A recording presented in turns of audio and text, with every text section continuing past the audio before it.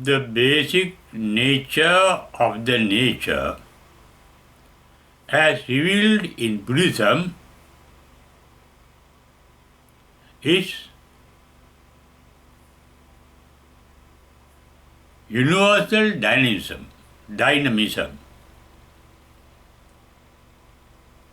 of both mental and physical items. However, in the Buddhist discourse called Yadanicca Sutta, Buddha has referred to this universal dynamism as one of the three main aspects of the nature. These three main aspects are named as Tilakkana in Pali. They are the universal dynamism,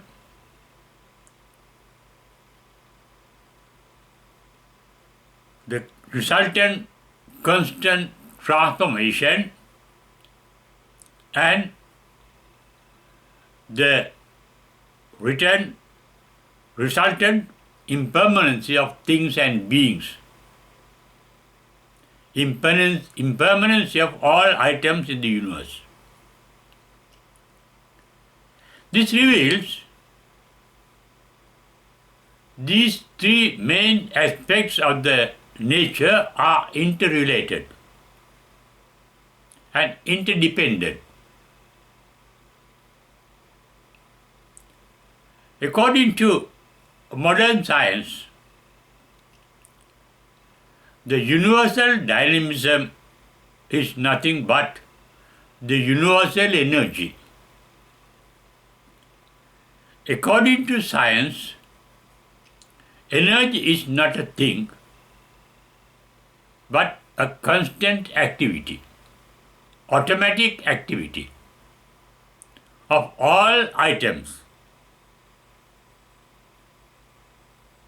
both living and non-living,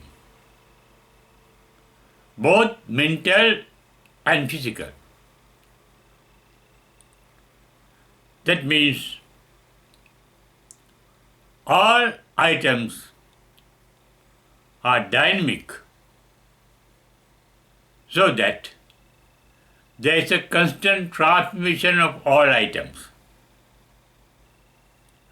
Transformation of energy is the resultant activity of the energy,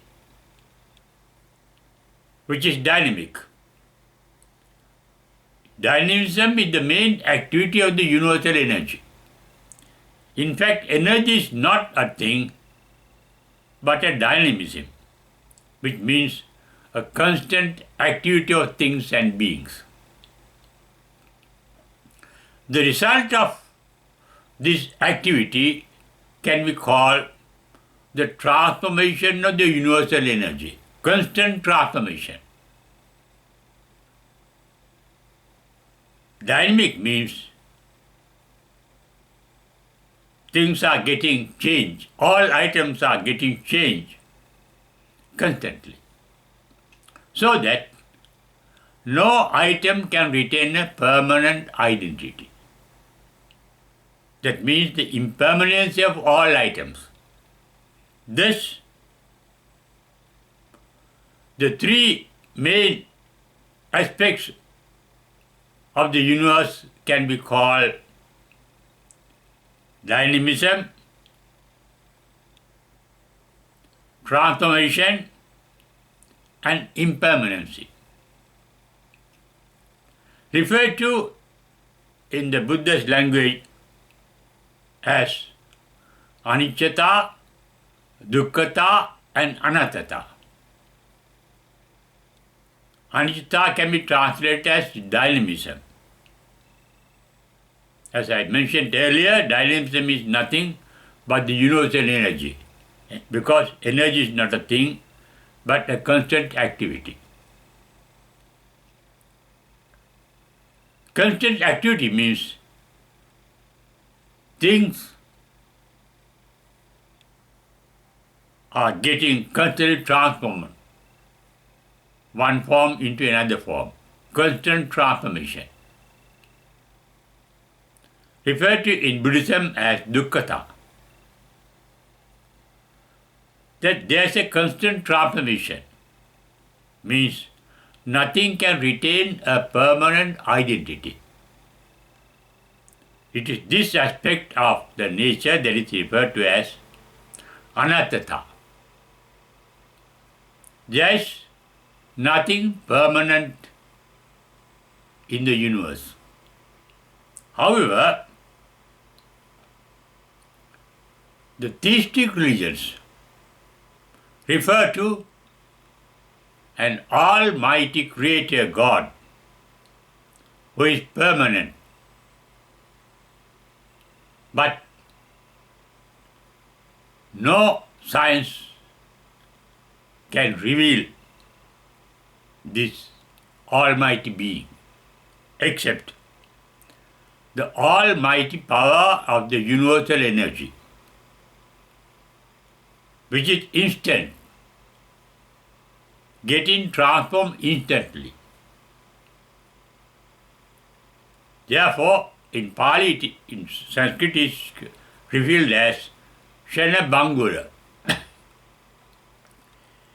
getting destroyed instantly. Thus, there are three aspects of the universal dynamism: birth, decay, and death. Birth is a transformation. Decay is a transformation. Death is a transformation. Transformation means constant activity, which can be called dynamism. This activity is created not by an almighty being called God, but by the universal energy, which cannot retain a permanent form because it is getting constantly transformed. That is why Greek philosophers who lived in the 5th century BC refer to both the mental and the physical world as a constant flux, revealed in Buddhism as samsarana or samsara. There is nothing but a motion, both vertical and horizontal. Transformation means a constant flux, changing from one state to another state. Revealed by the Buddha as Titassa Anyatatta Bhavisati, that every item is constantly getting transformed from one state to another state, so that we cannot get any permanent identity of anything or being to be attached to or to resent. Once this reality of the nature is realized by an enlightened one, the enlightened one mind becomes free of attachment called raga and resentment called dosa, due to enlightenment called absence of moha, ignorance. Enlightenment means the dawn of light, revealing the truth hidden by the ignorance of the mind. This revelation is manifested by the insight of wisdom, which is an inborn heritage of every being. Every being is endowed with the wisdom to understand the actual nature of life and the actual nature of the universe, the environment, the nature of things and beings that our sensory organs can detect. Even physically, all items are constantly in motion, dynamic, as revealed by even by the modern science. For example, all physical items are made of tiny items called atoms. Atoms are composed of subatomic particles. Atom is the unity of these subatomic atomic particles. There is a nucleus in the atom, and round the nucleus there are subatomic particles called electrons moving round. That means revolution round the nucleus of the atom. And in the nucleus of an atom, scientists have found subatomic particles called protons and neutrons, which too are rotating round themselves constantly in motion. That means, though the physical items look to be stable, they are in constant transformation because of the motion of atoms or subatomic particles that go to compose the tiny unique atoms that go to make all physical items. The basic nature of those items, as well as the mental items, the mind is constantly getting transformed. It is dynamic. It is not stable, changing from moment to moment. Even as I mentioned earlier, all physical items are getting transformed constantly. Transformation means dynamism, actuated by the universal energy, which is not a thing but an activity. Identified in theistic religions as a creator God, but actually there is no creator, but only a creation, which is automatic, without a creator. In fact, we think we are doing things. In reality, we do nothing. Things happen in us. The eye gets activated by sight. The ear gets activated by sounds. The nose gets activated by smells. The tongue gets activated by taste. The body or the skin gets activated by the touch of things. And the mind gets activated both by sensation and thinking. That is, by creating mental images in the mind. Thus, we see nothing in the entire universe except a constant dynamism, a constant transformation, retaining no permanent identity in anything or in any being. So that there is nothing to be attached to or to resent in this entire universe. Once this reality is realized through one's own insight, once one becomes an enlightened one called Buddha.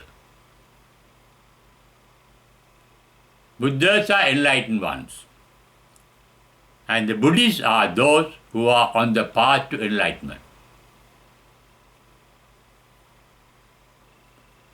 They are in constant observation of the universe and constant investigation into the nature of things and beings, so that through their own insight, all are entitled to come to the correct conclusion through enlightenment. That means we are all endowed with the capacity called insider wisdom that can make us enlightened one day. Those who are on the path to enlightenment are called Buddhists. The teaching of the Buddha revealing the nature of the mind and the body, of the mental world and the physical world, is called Buddhism. Buddhism is not a belief, a tradition believing in dogmas, but it is a scientific relation of things and beings which are dynamic and in constant transformation. So that, as I mentioned earlier, the enlightened one who has realized the reality of things and beings through their own insight do not get attached to anything or resent anything, because they have realized there is nothing to be attached to or to resent. Things are in constant dynamism. Things are in constant transformation, retaining no permanent identity to be attached to or to resent. This is an enlightenment through one's own insight of wisdom that can bring this enlightenment of the reality of things and beings.